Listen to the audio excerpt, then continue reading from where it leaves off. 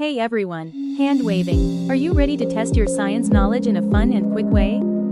Questions 1 to 4 refer to the following illustration. What is the primary source of heat in the illustration? 1. Solar radiation. 2. Greenhouse gases. 3. The Earth's atmosphere. 4. The Earth's surface. 5. Impossible to determine based on the information provided. The answer to the question, what is the primary source of heat in the illustration? The correct answer is solar radiation. Greenhouse gases increase the Earth's surface temperature by 1. Absorbing solar radiation. 2. Converting solar radiation to heat. 3. Reacting solar radiation into space. 4. Converting solar radiation to infrared radiation. 5. Absorbing infrared radiation from the Earth's surface. The answer to the question, greenhouse gases increase the Earth's surface temperature by blank.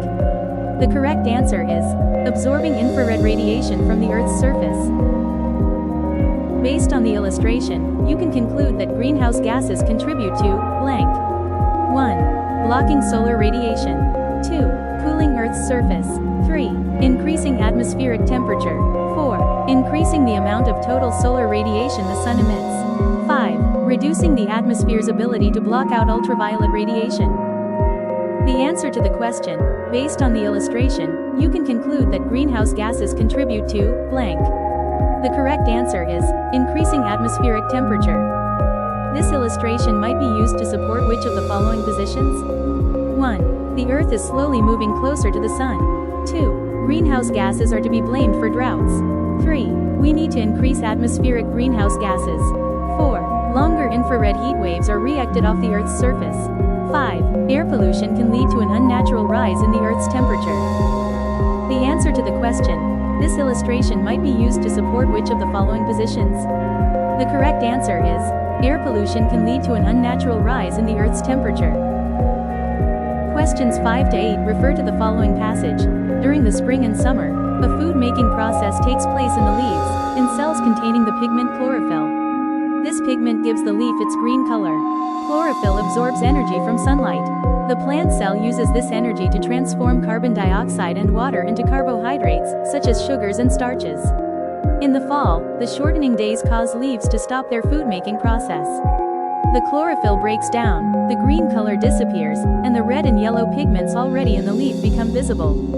The particular color a leaf turns depends on many factors: the species of tree, the amount of moisture in the ground, and the temperature of the cool autumn days and nights. Some species contain more of the yellow-orange carotenoids, while others contain more red-purple anthocyanins. Others, such as oaks, contain tannins that give their leaves a brown color. Brilliant red foliage relates to weather conditions throughout the year. More anthocyanins are produced when the moisture level in the ground is high, sunlight is abundant, and temperatures are cool but do not fall below freezing at night. The primary purpose of this passage is to blank. Asterisk 1. Explain the function of chlorophyll. 2. Serve as a tool to gauge the best time to observe autumn foliage. 3. Explain the process by which leaves turn color. 4. Describe the food-making process that occurs in leaf cells.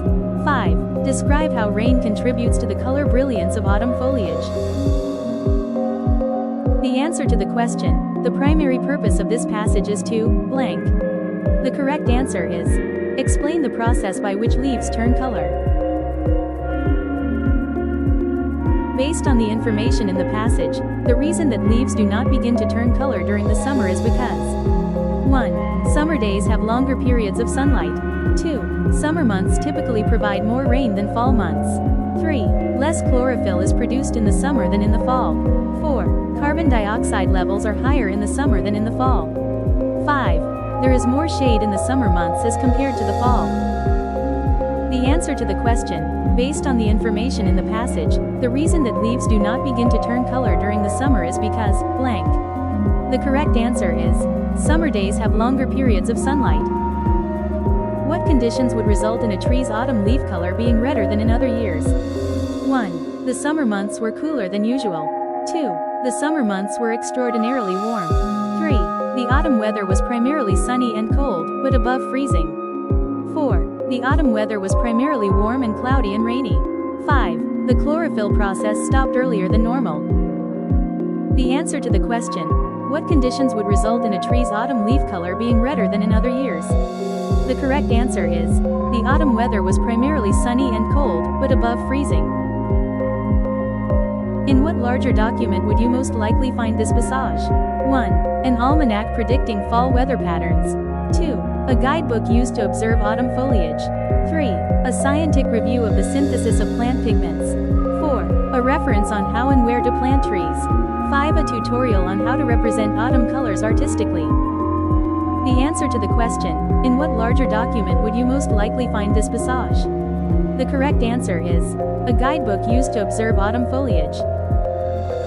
Questions 9 and 10 refer to the following graph. Which of the following would most likely use this graph? 1. A cartographer interested in mapping the Antarctic. 2. A military pilot who is required to fly surveillance planes over the Antarctic. 3. A scientist interested in determining the causes of atmospheric changes. 4. A drilling company interested in discovering new oil deposits. 5. An archaeologist who is interested in prehistoric Ice Age organisms. The answer to the question, which of the following would most likely use this graph? The correct answer is, a scientist interested in determining